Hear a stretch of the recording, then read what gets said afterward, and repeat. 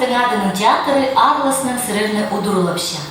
Sorunçapс, oyun пастиравнында сотовый телефон араны үсір соларған. Көрген ойын көңнің ерін көдірсін. Здравствуйте, уважаемые зрители! Хакасский национальный драматический театр имени Топанова рад видеть вас в нашем зале. Мы убедительно просим вас на время спектакля отключить сигналы ваших сотовых телефонов. Большое спасибо. Приятного просмотра.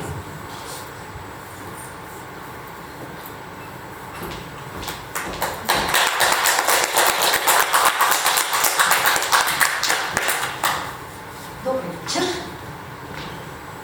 Конечно, аплодисменты для актера это самое важное, потому что недавно не выходили на сцену, да, был период такое отсутствие нашего общения. Рада вас вновь видеть, наших постоянных поклонников. Изендер! А наша программа сегодня посвящена героическому эпосу. Наш театр, актеры разработали арт-проект, посвященный именно году героического эпоса «Алтык-Нымах» в исполнении артистов драматического театра. У Хакаса более 300 героических эпосов.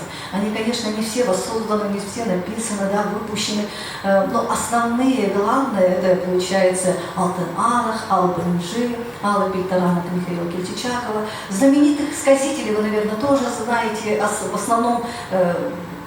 основной массе все люди знают, это Семена Прокопьевича Кадышева, название Центра культуры, вы, наверное, знаете, обратите внимание, да, он очень популярный, он очень известный. Дальше Петр Васильевич Курбежеков, к ним также относился Михаил Ильич Кельчичаков, о нем вы, конечно, знаете, он был одним из первых наших актеров нашего театра. И многие другие, я не буду останавливаться, но это говорит о том, что благодаря фольклору народ сохранил язык, народ сохранил культуру, народ до сих пор изучает и понимает свои обычаи, традиции через героические сказания. А Албенджи – это произведение Семена Прокопьевича Кадышева. Огромное произведение. Первую часть мы вам расскажем.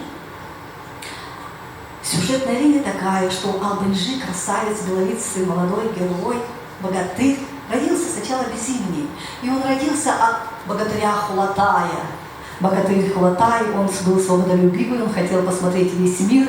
И незначайно наткнулся на Ежет-Арах, на принцессу подземного царства. А ее отец рассердился на нее и отправил ее на землю, потому что она отказалась выходить замуж за тех подземных женихов. Он ее отправил на землю и сказал: кого первого встретишь, тот твой и жених. Но она была очень красивая, лягушачьи глаза раскосые, да, косы у нее змеиные были, грудь была такая, как волна, была наполненная, ножки были на коне, и главное, трехногая лошадка у нее была. Так вот, Хулатай земной и подземная царица родили Албенджи. Но это впоследствии, а сначала что было, мы должны узнать. И этот Албенджи первый день, когда родился, не захотел взять грудь матери из Араха. Мать так говорит: ну и что? Мама очень просто решила, чтобы его зажарили, принесли ей, и чтобы она могла съесть непослушного ребенка. Вот такой сюжет. Но Албенджи, конечно, был героем, его все любили, ему помогали светлые духи, и, конечно, победа была за Албенджи. Ну что ж, героический эпос Албенджи Семена Прокопьевича Кадышева для вас исполняют актеры Хакасского национального драматического театра имени Александра Топанова. Встречаем!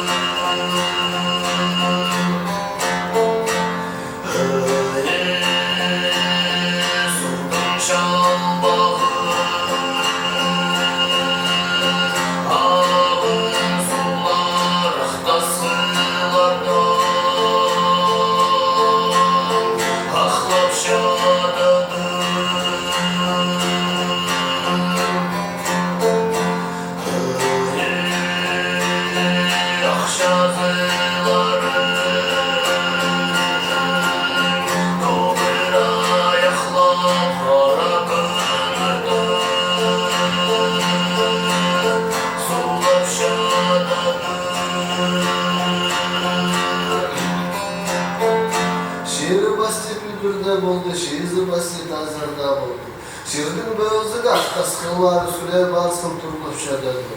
Surdun şalbaq, ağır suğular, kaskılar tağılıp tutulup şadandı. Akşazıların dobraqlap, qara gün örtü basıp, qara gün örtü suğulup şadandı.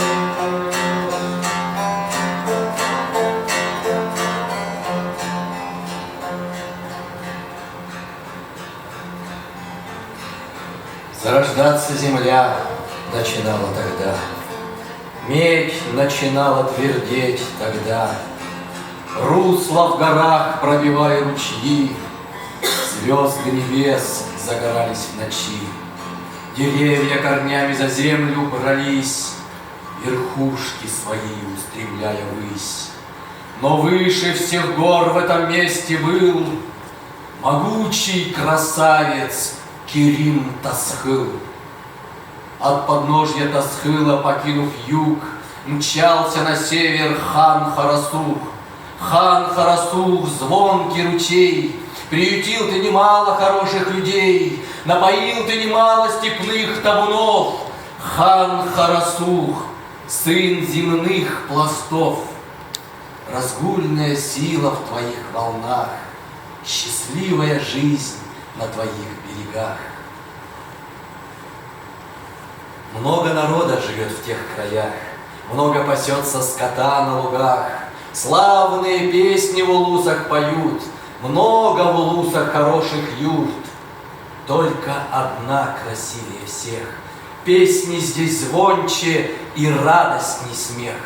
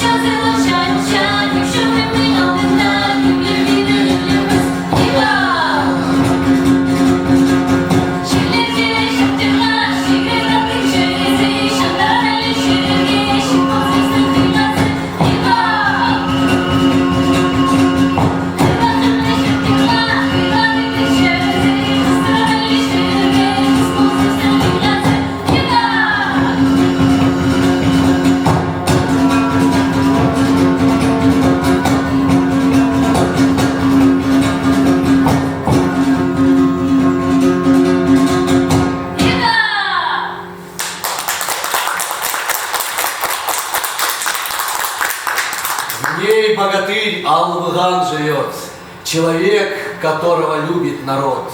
Перед юртою высится столб золотой, а рядом стоит скакун удалой, белобуланный красавец степной, конь Албыгана с гривой густой. С удивлением люди на лошадь глядят, могуч и красив гордый Ой-Ат. А рядом стоит скакун удалой. Он, кажется, создан для битвы лихой. Он шире в груди и покрепче в ногах. Он словно буран, что гуляет в степях.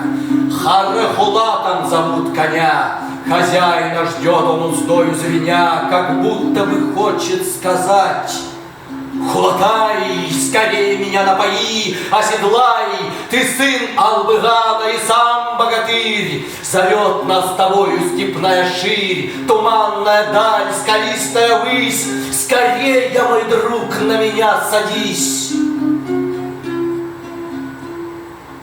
Но молод еще богатырь Хулатай, боится покинуть отцовский край. Он вместе с сестричкою Алтын-Кёк часто с тоскою глядит на восток, туда, где зорницы, играя, горят, куда беспокойные ветры летят. Алтын-Кёк быстро растет, 60 косичек по утрам плетет, песни веселые звонко поет. Но Хулатай не рад ничему. Дорога дальняя снится ему, кажется низким любой хребет, тяжести лет на плечах нет. Летят безвозвратно счастливые дни, один за другим улетают они, как гуси осенью в небесах, дни пролетают у всех на глазах. Хулатай однажды к отцу пришел и смелым голосом речь повел. Любимый народом отец Албыган, тобою мне конь богатырский дан, сила, сноровка даны мне тобой, за это я предам тебе душой. Хочется мне побывать на воле, под светлым небом поездить в поле, испробовать мне богатырской бы доли, широкую землю объехать мне, что ли? Да и в самом деле не поискать ли такого Харахулата, как мой, удалого? Да есть ли на свете такой край, где живет мне подобный другой Хулатай?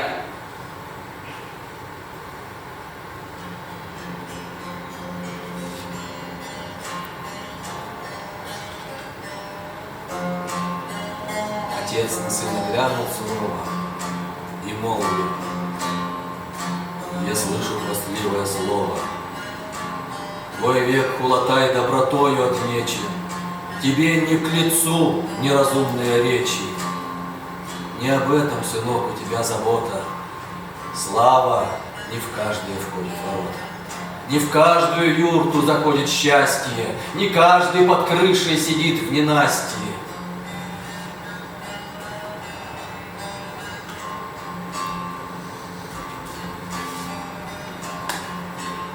Поживешь на земле и увидишь, что много людей без крова бредут по дорогам. Поживешь и увидишь, что горе и голод, злые болезни, нужда и холод людям простым не дают покоя. Подумай об этом, и сердце заломится. Я стар и хочу, чтобы сын мой любимый сторожил от набегов наш край родимый, чтоб каждому роду главою он стал, чтоб мысли и правде просторы он дал, чтоб славой народ наш навек увенчал. Отцовский наказ для сына святой Хулатай прослушал с холодной душой. Хотел он сказать, что согласен с отцом, а сам, уходя, думал о том, как бы скорее уйти в поход, туда, где в тумане синел небосвод. Стал он готовиться в дальний путь, кольчугой закрыл богатырскую грудь, на голову перьев для боя надел, на солнце вечернем он ярко блестел, изогнутый месяцем лук боевой 6 раз затянул тетивой стальной.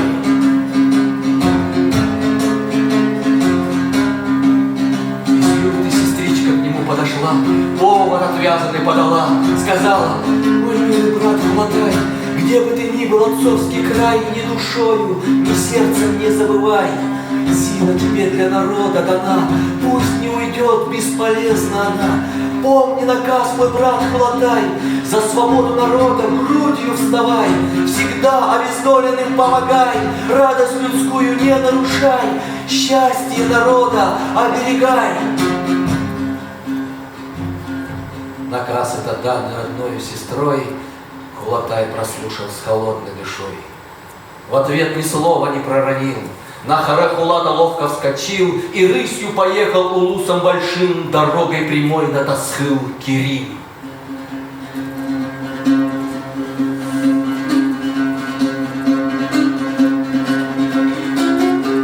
Распалилось сердце в груди от огня, он дернул тин, не жалея коня. Вздыбился конь, как вихрь степной, оскаленный рот, как яр над рекой. Богатырь поводьев коню не дает, по-большому, как степь, стегну его бьет. Как вихрь пронесся всхрапнувший конь, через реки скачет взмыленный конь, через степи проносится, как огонь. Такая у лошади смелая прыть, что трудно скачки ее уследить.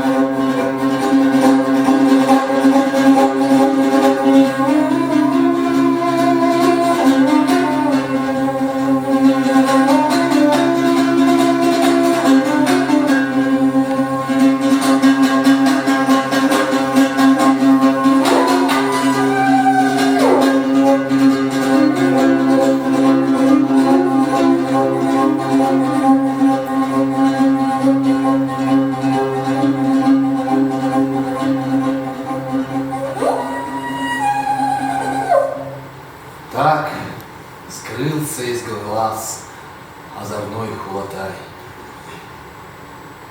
Отец Албыган, родной край, от недругов пришлых оберегал. Он каждому пешему лошадь давал, раздетому кров и одежду давал.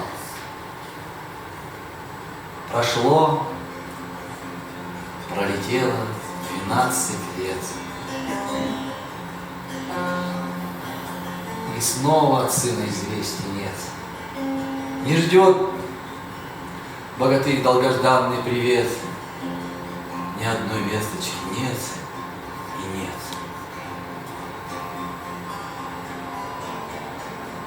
И вдруг на восходе 12-го года заколебалась земля под крутым небосводом. Раздался топот Харрахулата, похожий на ярого грома раскаты. И тут услыхала земля родная голос вернувшегося Хулатая. Самый смелый и самый могучий, ехал он пыль, поднимая тучей, ехал беспечный, забот не зная, ехал он с песней к милому краю. На Керим Тасхыл поднялся, от тяжести снежной Тасхыл зашатался. С коня соскочил богатырь Хулатай, долго смотрел на отцовский край, веселую песню зычно запел, возле коня на землю присел.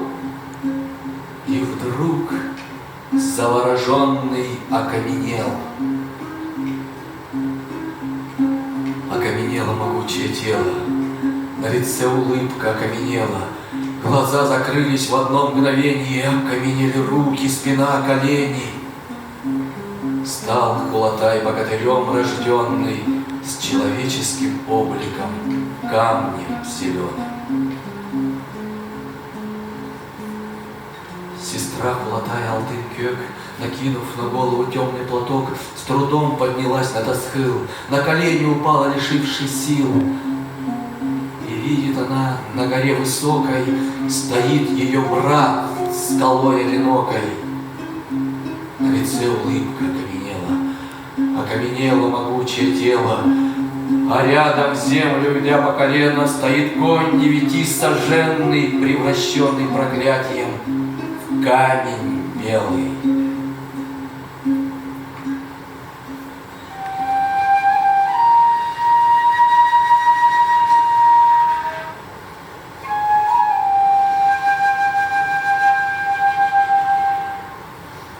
Плачет, рыдает Алтын-Кёк, ветер, притихнув, на травы лег. При виде слез он резвиться не мог.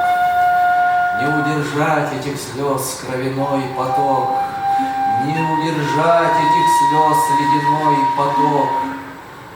Там, на вершине Керим перевала, много горя она познала.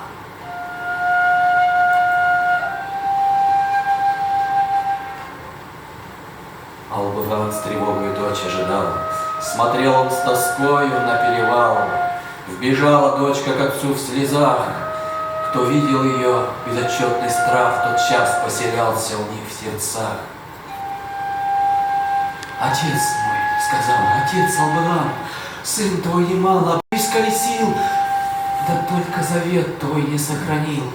Беднякам обездоленным не помогал, радость людскую войной нарушал.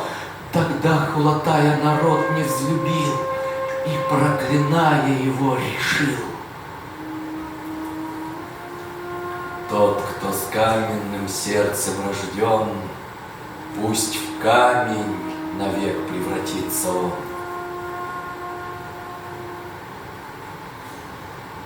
С глубоким вздохом сказал Албыган: «Мне сыну наказание, видно, да. Ах, мой непослушный сынок Хулатай, зачем ты поехал в далекий край? Зачем ты бездомным бродил по свету? Почему не послушал моих советов? На расхылах ветры гудят и гудят, сизые тучи низко летят. Куда ни кинешь орлиный взгляд, кругом равнинные степи лежат. И высится там, на горе высокой, богатырь Хулатай с кайлой одинокой. Близко живущие камень видят, далеко живущие о нем слышат.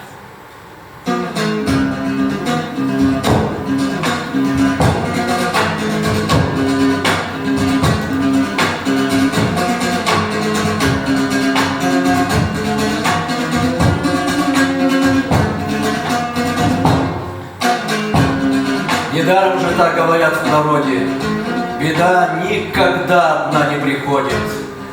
Вдруг закачалась поверхность земли, все горы в тумане, все небо в пыли. Кто это там ручьями сверкает? Кто это там лучами стреляет? Кто это катится шумным потоком по руслам дорог к горе высокой? А это стекаются темные силы, юзут хана царя, как ручьи с Тасхылов. Эта война идет шумной волною, трижды опоясанная страшной бедою. На Керим Тасхыль мечи сверкают, недруги недруга вызывают. Эй, Албыган, гордец безмерный, рубленое мясо ты съел, наверно, одежду для боя надел, наверно. О горе твоем мы давно уже знаем, нет у тебя силача Хулатая, теперь мы ребра твои посчитаем.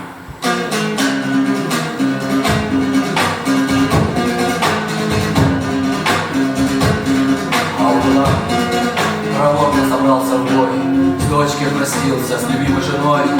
Жена Албыгана голосила громко, носит под сердцем одна ребенка. Видно, родится он в час ненастья, видно, ему не увидеть счастья.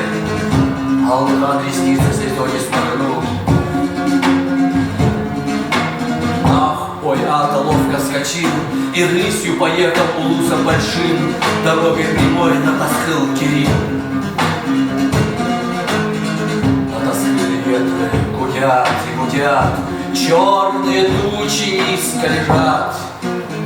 Пришлые недруги плотно стоят, сверкает молнией каждый взгляд. На слова Албыган отвечал словами, на удар кулаком отвечал кулаками. С коня он спрыгнул, мечом сверкая на пришлых врагов, озверевшую стаю. Полнолуние прошло, Албыган все дерется. Новолуние пришло, а он не сдается.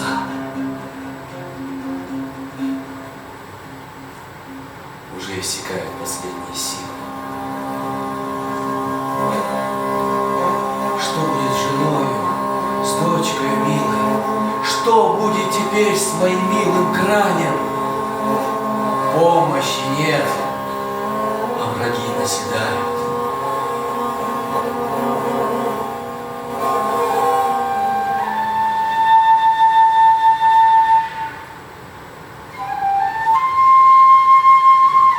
Знал бы отец, что в ту ночь роковую жена родила ему дочь вторую. О счастье своем ничего не зная, в жестоком бою Албыган умирает.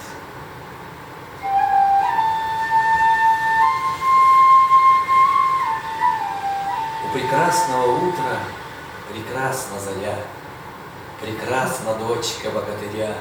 Не по дням, по часам на глазах растет, уже на крепкие ножки встает. Над сестричкой своей чарах пек, плачет, рыдает Алтын Кёк. Ветер, притихнув, на травы лег. При виде слез он резвиться не мог. Не удержать этих слез кровяной поток, не иссушить этих слез ледяной поток. А в это время на гордом Тасхыле враги Албыгана мечами рубили. страдания и боли превозмогая, с народом прощался отец Хулатая. Для отдыха созданный милый край, любимый всем сердцем, навеки прощай. Сердце мое в крови закипает, закат моей жизни уже наступает.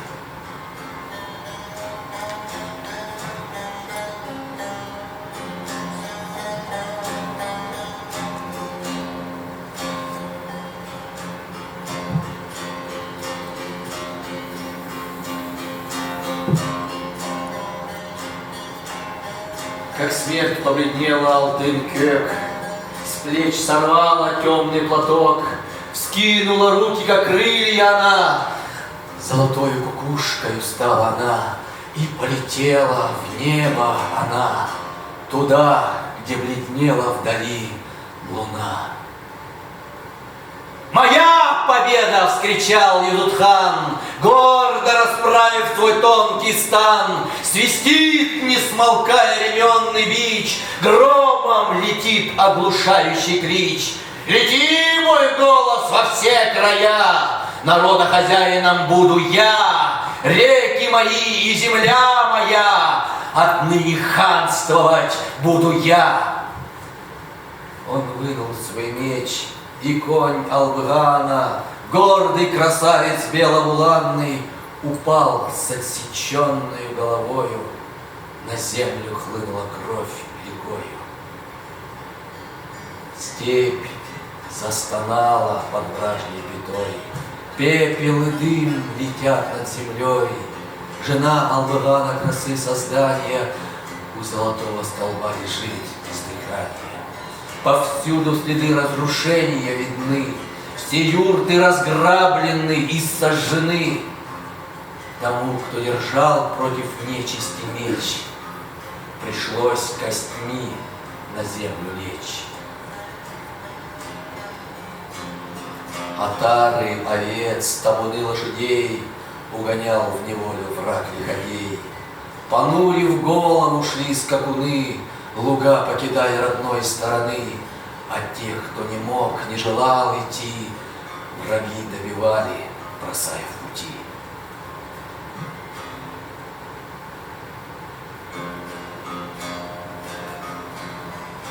На лицо Албыгана спустилась ночь.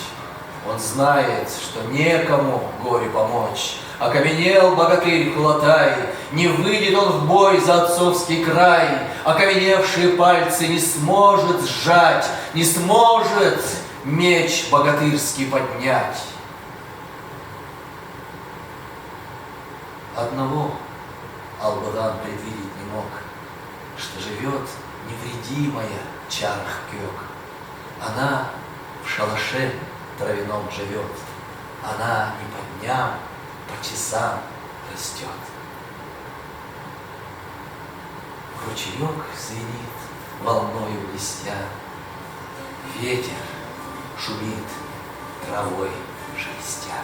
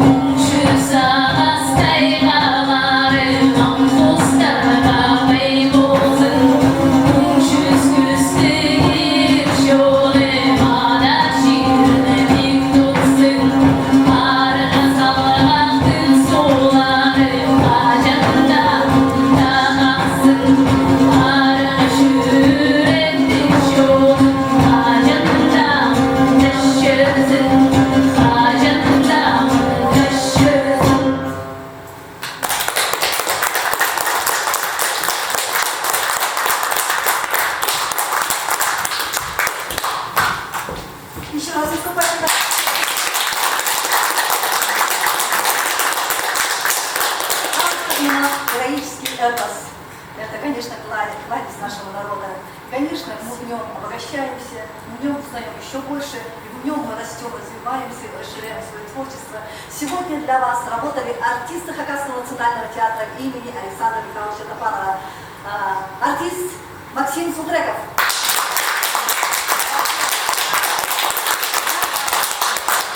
Артисты, музыканты, лауреаты международных конкурсов и фестивалей. Это Вячеслав Албычаков.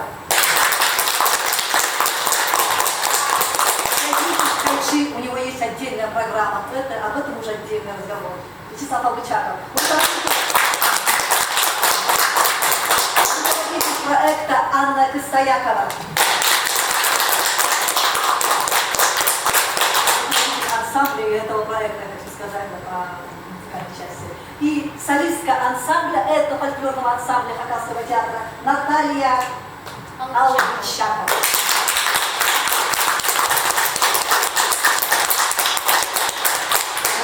Поклонники. Мы с вами часто встречаемся и очень рада видеть все знакомые лица. Благодарим вас, что вы нас любите, поддерживаете. Мы рады, что вы любите наш театр и наших актеров. Посещаете все наши спектакли, мы это знаем.